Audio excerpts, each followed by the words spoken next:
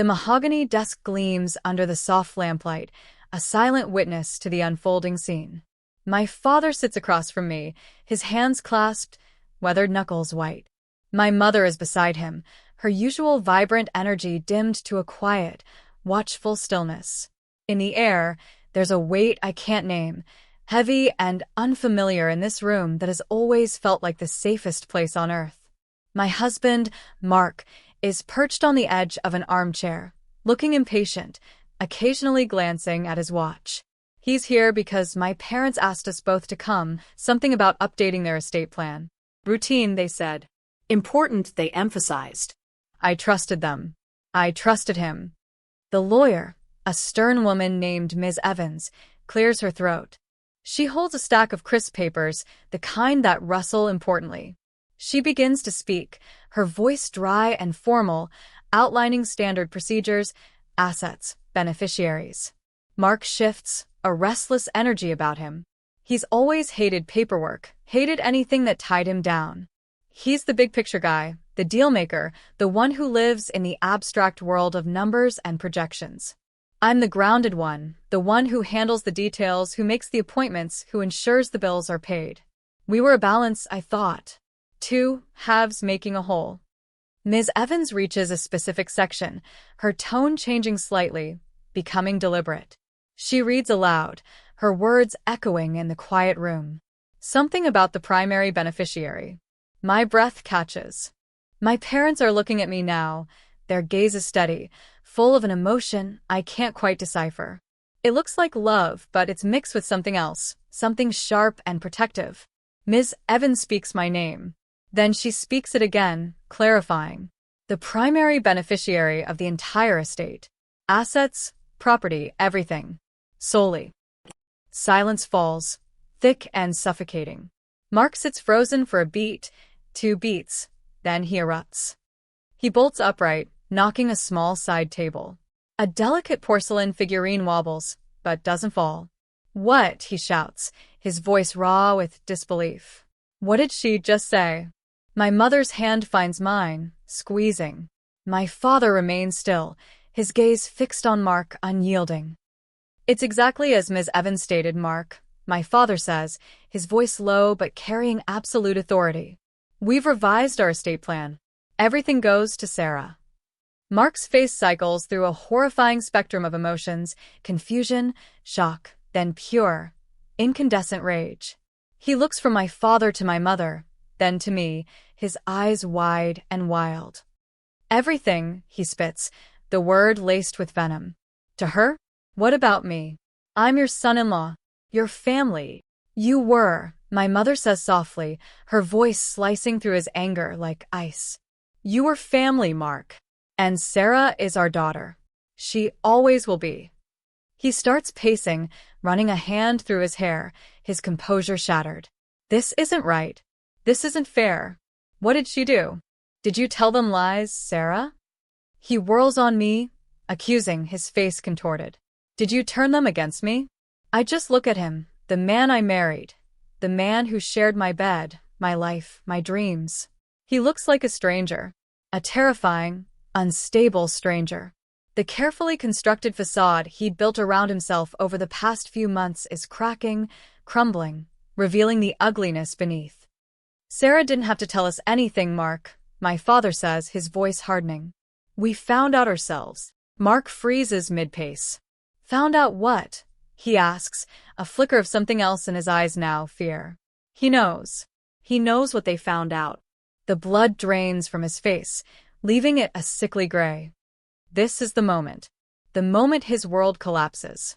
The moment the house of cards he's so meticulously built comes crashing down. And he didn't even see it coming. He was too arrogant, too consumed by his own deceit, to imagine that the quiet ones, the ones he thought he could manipulate and steal from, would ever turn the tables.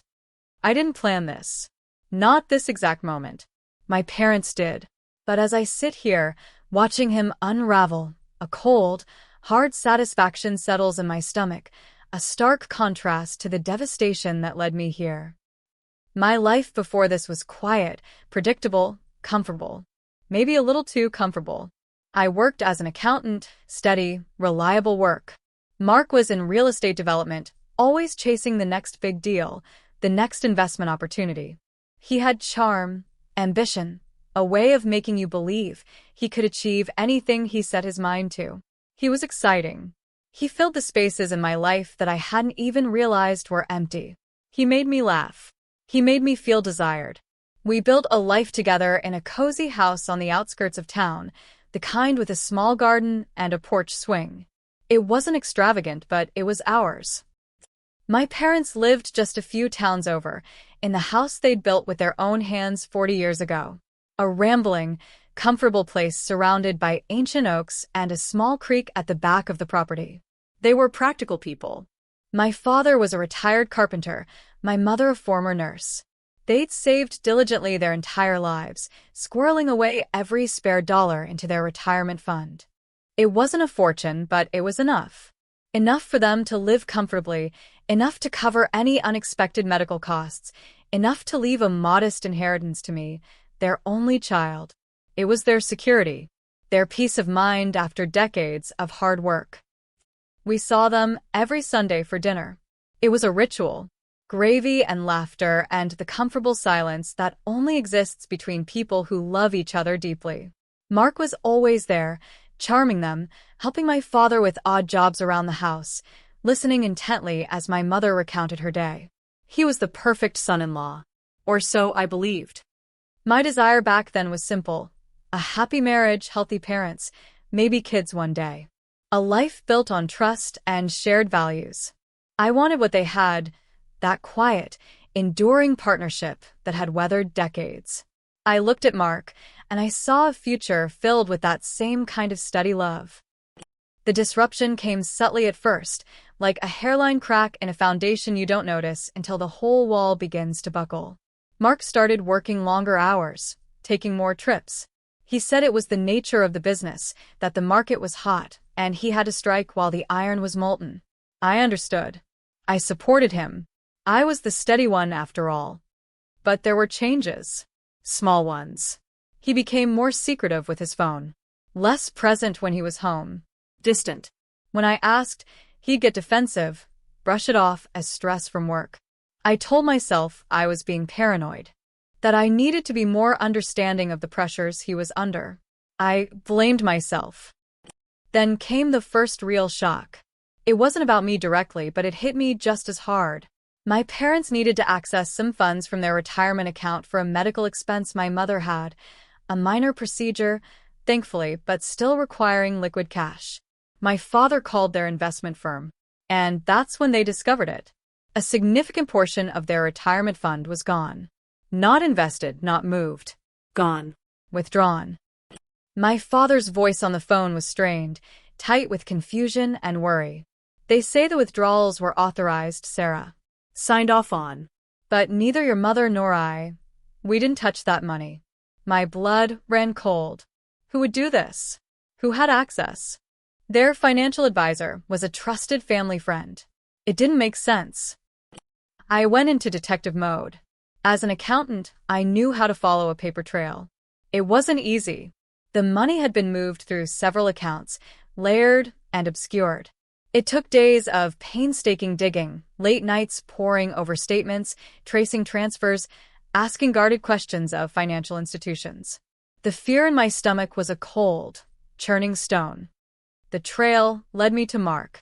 Not directly at first, but to a series of shell companies holding accounts, transactions that mirrored ones I knew he'd been involved with for business, but these weren't going into legitimate projects. They were being siphoned off, disappearing into the ether. The pit deepened.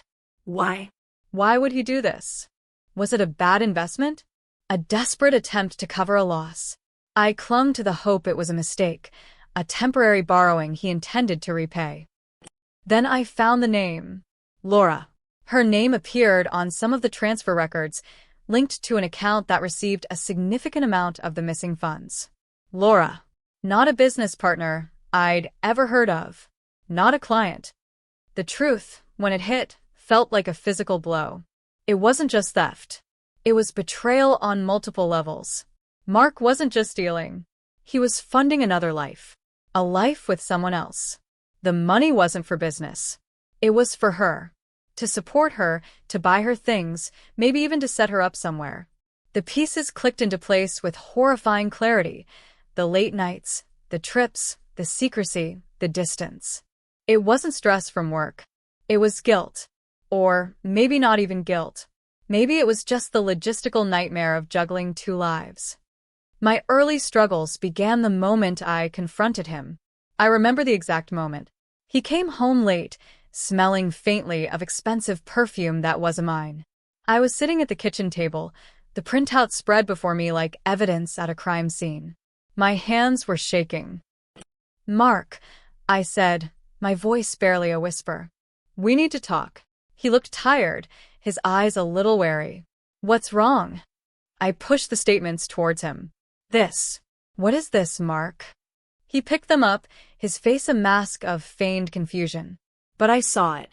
The flicker of panic in his eyes, quickly masked by irritation. "What about them?" "They're just statements." "This money," I pressed, pointing to the withdrawals from my parents' account. "It's gone. And it's linked." "To you." "And to someone named Laura." His denial was immediate and ferocious. He threw the papers down. "Are you crazy? Accusing me of stealing from your parents? My own in-laws? How could you even think that, Sarah?" He was good. So good. He turned it around, making me feel small, paranoid, irrational. He accused me of not trusting him, of trying to sabotage his career, of being jealous and insecure.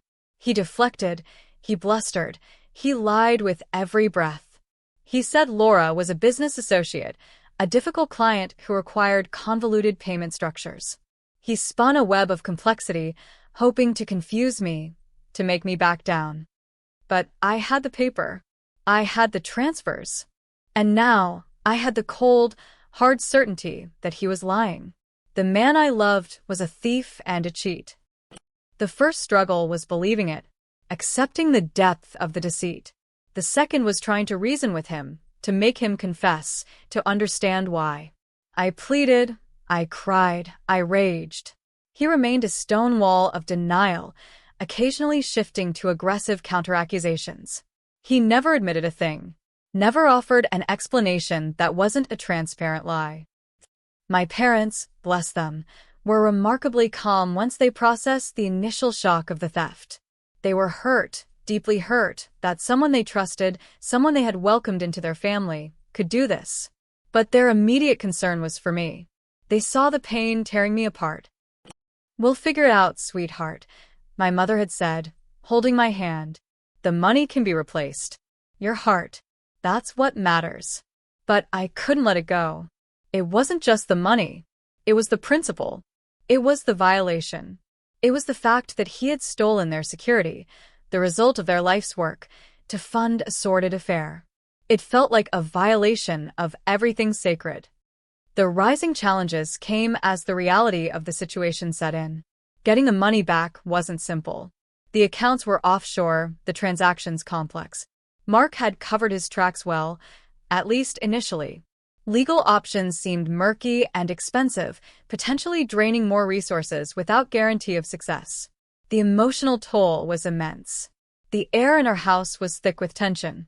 We were living a lie, two strangers sharing a space, the silence between us louder than any argument. Mark's behavior escalated. He became more reckless, more brazen. He stopped pretending. He'd be out all night, not bothering with excuses. The mistress became less of a hidden secret and more of an open wound he seemed to deliberately rub salt in. He talked about leaving, about divorce, not as a consequence of his actions, but as a way to escape the situation I had created by making accusations.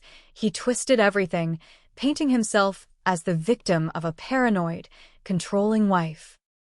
My parents watched, their hearts breaking for me. The stress began to affect them physically. My father, always robust, looked drawn and tired. My mother had trouble sleeping. The weight of their stolen security, combined with the anguish of seeing their daughter hurt so deeply, was crushing them. The deepening crisis felt like drowning. Every avenue I explored hit a dead end. The lawyers I consulted were hesitant, citing the difficulty of tracing the funds and proving Mark's malicious intent beyond a shadow of a doubt, especially if he claimed they were failed business investments or loans. The money was gone. Their retirement was severely depleted. My marriage was a ruin, and I felt utterly helpless, trapped in a nightmare of my husband's making. I remember sitting in my parents' living room one afternoon, the sun casting long shadows across the floor. I was explaining the latest legal consultation, the grim outlook, the cost. My voice was flat, devoid of hope. I felt defeated, truly defeated. My father listened intently, his gaze steady. When I finished, he didn't speak for a long moment. Then he leaned forward, his elbows on his knees. "Sarah," he said, his voice gentle but firm. "We've been talking. Your mother and I." My mother nodded, her eyes reflecting a deep love and fierce protectiveness. "The money. It was important, yes," my father continued. "It was our plan, our security. But you are more important. Your future is more important." He paused, taking a deep breath. "We can't let him get away with this. We can't let him hurt you and walk away clean." My mother added, "And we won't live in fear. Not because of him. This house, the land, it's everything we have left that's truly ours. And it will be yours. Securely." That was the midpoint shift. The realization wasn't mine alone. It was a shared, pivotal moment orchestrated by the unwavering love of my parents. They weren't just passive victims of theft. They were active agents determined to protect their daughter and strike back in the only way they could. Their focus shifted from recovering the lost funds to ensuring my long-term security and using what they had left to deliver a consequence Mark could not evade. It changed everything. My perspective shifted from despair and focusing on what was lost to a steely resolve to protect what remained and ensure justice, not just for the theft, but for the betrayal, the gaslighting, the cruelty. The fight wasn't just about money anymore. It was about reclaiming dignity, about proving that his actions had severe, irreversible consequences. The conversation that followed was quiet but intense. They explained their plan. They would revise their estate plan, leaving everything, the house, the remaining investments, everything they owned, solely and unequivocally to me. There would be no ambiguity, nothing for Mark to contest easily, especially given his recent actions. It was their way of ensuring I had a foundation, a future, regardless of the fallout from the divorce and the lost retirement funds. It was a radical act of love and trust.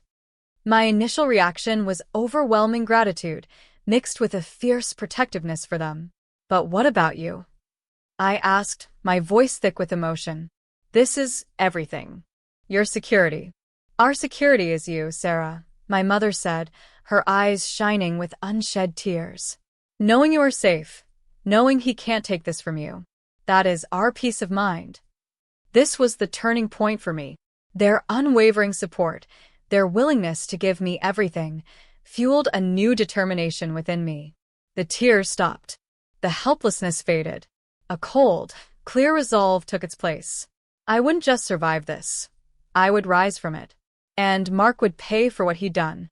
Not just financially, but by facing the full, undeniable consequence of his actions. He thought he was clever, moving money, covering tracks.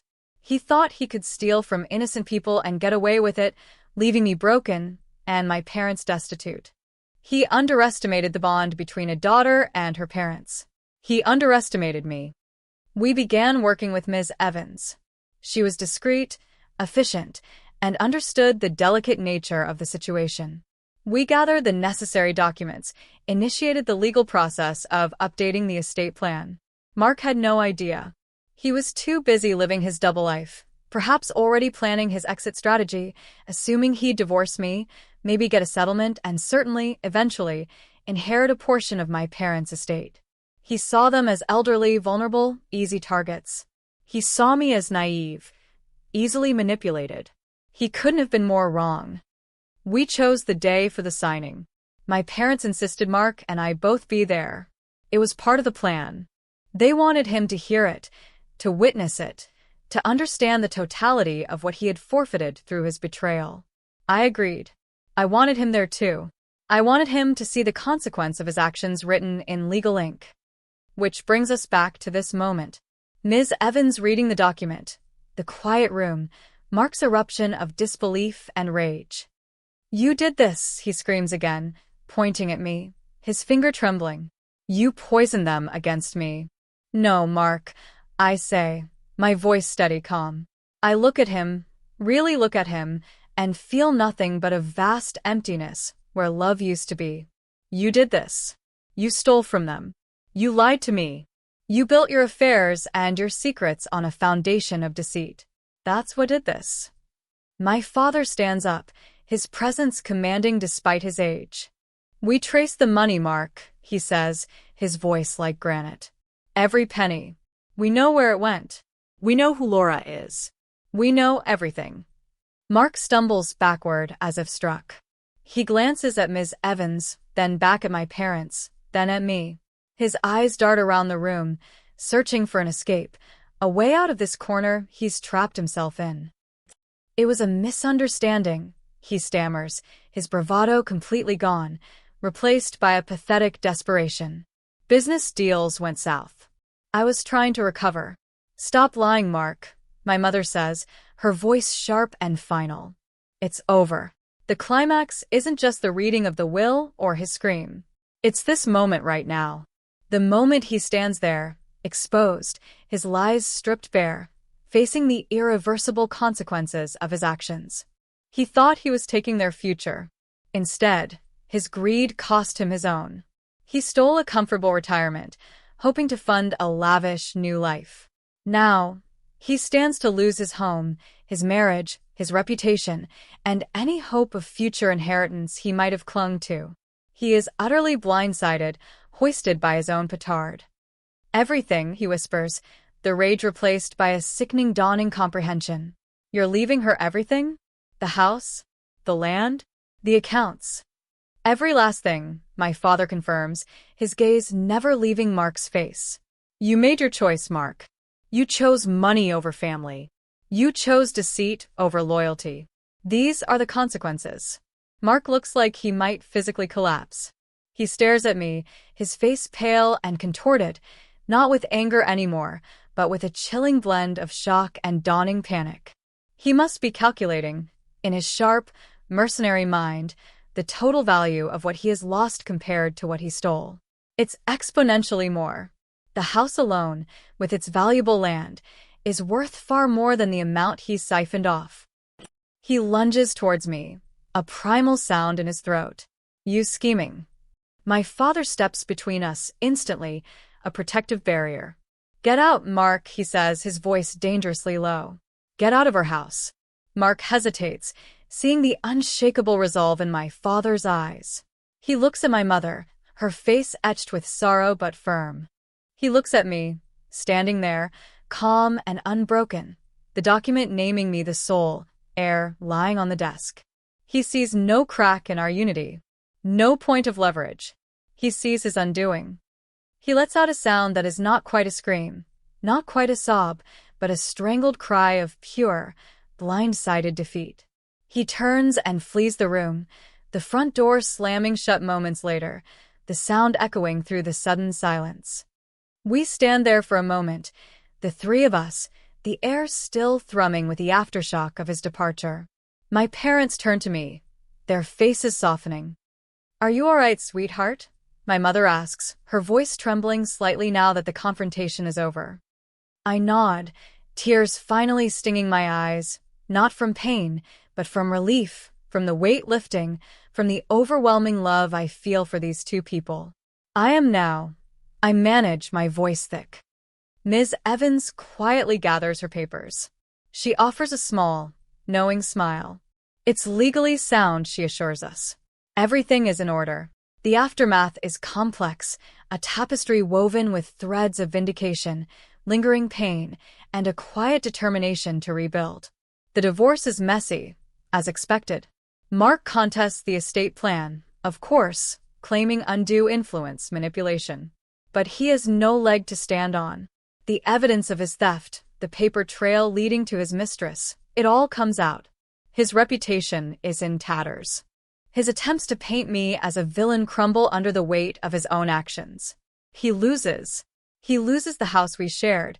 He loses access to any of my assets, and he loses any claim to my parents' estate. He is left with the wreckage of his own making. My parents and I work together. We secure their finances, ensuring the remaining funds are safe.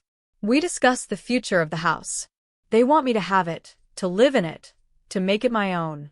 It's too much to process all at once, inheriting their legacy, carrying the weight of their sacrifice, rebuilding my life from scratch in the wake of such profound betrayal.